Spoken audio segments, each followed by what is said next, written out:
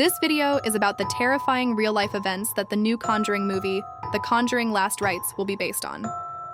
This is the terrifying true story of the Smurl Haunting, one of the most disturbing paranormal cases ever recorded. In 1974, Jack and Janet Smurl moved their family into a quiet duplex in West Pittston, Pennsylvania. It was supposed to be their fresh start, a place to raise their 4 daughters, a normal life. But almost immediately, the house rejected them. It began subtly, a sour, rotting smell in the air, cold drafts sweeping through sealed rooms, and footsteps in the attic when no one was up there. Then came the sounds, knocking inside the walls, growls in the basement, and a voice, whispering Jack's name at 3 a.m. The power would cut out randomly, appliances would explode with sparks, and stains would appear on freshly painted walls. They thought it was just a fixer-upper nightmare, until they saw it. A shadow figure standing at the foot of their bed, staring, not moving, just watching. As months passed, the violence escalated.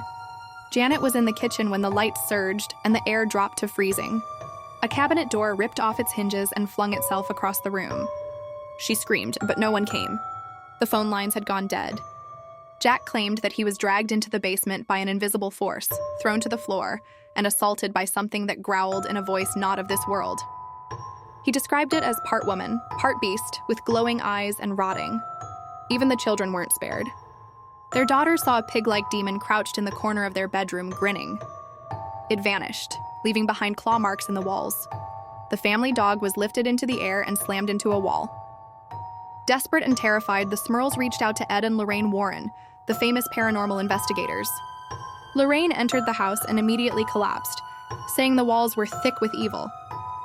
Ed later claimed he was nearly choked by an invisible entity while recording audio of the house. They said the Smurls were dealing with a demonic infestation, multiple entities.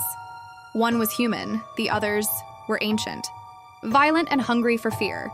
Exorcisms were performed, prayers echoed through the halls. But the demon laughed, mocked, and stayed. For over 15 years, the Smurl family was tormented by slamming doors, attacks in the night, levitations, and whispering voices. Finally, after a final church-sanctioned exorcism in 1989, the activity stopped. Or at least that's the last thing we know. Some say the house remained cursed. Others believe the demon followed them to their next home, waiting for the fear to return. So the question is, would you dare spend a single night inside 328 Chase Street?